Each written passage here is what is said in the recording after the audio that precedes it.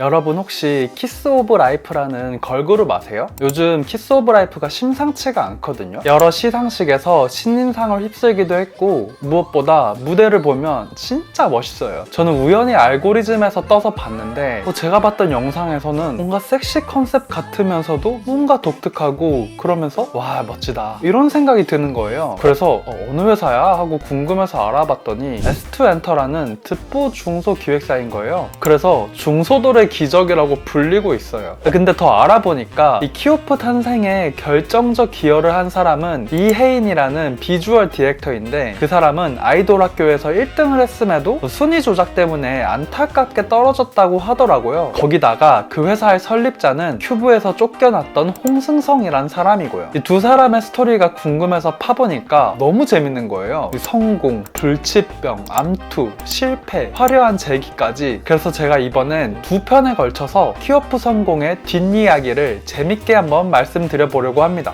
자, 우선 홍승성이 누구냐? 이 JYP에서 박지윤, 원더걸스, 2PM, 2AM, B를 키워냈고 이후 JYP를 떠나서 큐브를 설립해서 포미닛, 비스트를 기획해서 성공시킨 사람이에요. 능력뿐만 아니라 소속 연예인들로부터 아버지의 소리를 들을 정도로 인격자로도 알려졌고요. 근데 왜 그렇게 대단한 사람이 현재는 묻혔느냐? 2013년 갑자기 루게릭병에 걸렸기 때문이에요. 그 소식에 많은 소속 연예인들이 그를 걱정하고 B는 그를 위해서 아이스버킷 챌린지까지 했을 정도고요. 그 과정에서 큐브 대표는 박충민이란 사람으로 바뀌고요. 2013년에는 대주주도 IHQ라는 곳으로 바뀝니다. 2016년에는 본격적인 내분이 발생하거든요. 박충민 대표가 홍승성을 몰아내고 완전히 회사를 먹으려고 한 거죠. 발단이 된 건 포미닛의 해체예요. 현아를 제외한 멤버들이 재계약을 하지 않으면서 포미닛이 해체가 되거든요. 이에 대해서 박충민 대표는 이건 홍승성 회장이 주도했어 라면서 명분을 쌓고요. 그 이후에 홍승성 회장의 측근을 전부 경영 일선에서 잘라버려요. 이때 유명한 사건 중 하나가 캡틴 Q라는 경호업체를 카톡으로 계약 해지한 거거든요. 이 경호업체가 팬들을 막대하는 건 지금도 문제가 되잖아요. 그런데 캡틴 Q는 다른 경호업체들이랑 다르게 팬들에게 핫팩도 나눠주고 경호원 전원이 이름표를 달고 다녔다고 해요. 왜냐면 팬들이 항의를 하기 쉽게끔 만들어서 만족도를 높였던 거죠. 그런데 이 업체를 카톡으로 계약 해지를 해버린 거고요. 팬들도 박충민 대표를 굉장히 비판을 했어요. 당연히 홍승성 회장도 반발을 했겠죠. 하지만 이사회에서 최대 주주인 IHQ가 박충민 편을 들자 홍승성 회장은 결국 회사를 떠나겠다고 선언합니다. 그런데 상황이 다시 바뀌는데요. 주가가 급속도로 떨어져요. 그러자 40일 만에 홍승성 회장이 복귀하고 박충민 대표가 잘리고 신대남 체제가 탄생하면서 사건이 일단락 되는 듯 했는데요. 3년 후인 2020년 최대 주주가 바뀌거든요. 신대남 대표가 물러나고 새로운 대표들이 들어오는데요. 그들이 또다시 홍승성의 측근을 밀어내면서 회사를 장악했나봐요. 그러자 홍승성은 깡패 집단도 하지 않을 법한 일을 하며 회사 내분을 주도한다면서 공개적으로 비판합니다. 그리고 이번엔 진짜로 회사를 떠나고요. 가지고 있던 큐브 주식도 전부 팔아버리죠. 한편 홍승성 회장은 큐브를 나가서 곧바로 S2엔터를 설립하는데요. 다만 설립만 하고 실질적인 회사 운영은 대표이자 아들인 홍태화가 맡고 있는 듯 해요. 그렇다면 S2엔터의 키오프는 어떻게 성공했을까요? 이혜인을 이 키스 오브 라이프의 비주얼 디렉터로 영입을 한 게 아주 결정적이었거든요. 이 김영대 평론가는 그녀의 작업 방식이 미니진과 상당히 겹쳐 보인다고 하고요. 그건 제가 2편에서 자세히 말씀드려 볼게요. 우선 홍승성 회장의 스토리를 마무리 지어볼까 하는데요. 저는 궁금했던 게 홍승성은 어떻게 엔터업계에서 승승장구했을까 싶었거든요. 그 책을 찾아서 읽어봤는데 엔터뿐만 아니라 기획의 본질이 담겨 있었어요. 너가 좋아하는 게 아니고 대중이 좋아하는 음악을 하라는 거죠.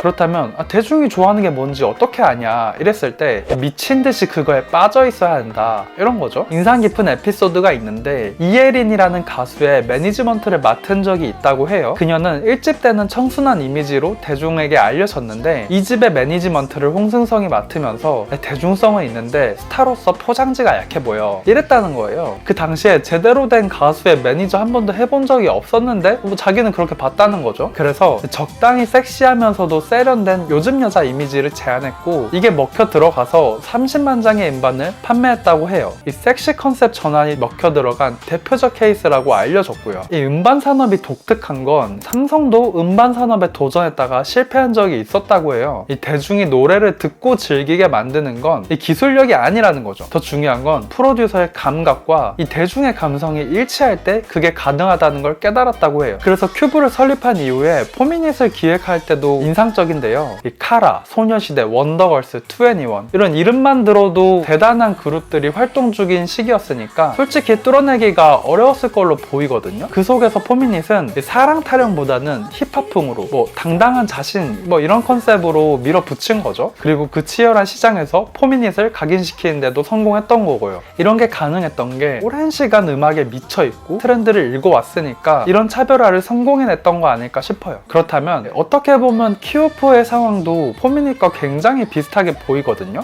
뉴진스, 아이브, 에스파 등 이 거대 기획사의 여돌들이 시장을 꽉 쥐고 있는데 이 와중에 듣도 보도 못한 중소에서 만든 걸그룹이 그 틈새를 파고 들어갔으니까요. 그렇다면 키오프는 어떻게 이 시장을 뚫어낼 수 있었을까요? 이 편에서 키오프를 만드는데 결정적 기여를 한 이혜인의 스토리를 한번 다뤄볼게요.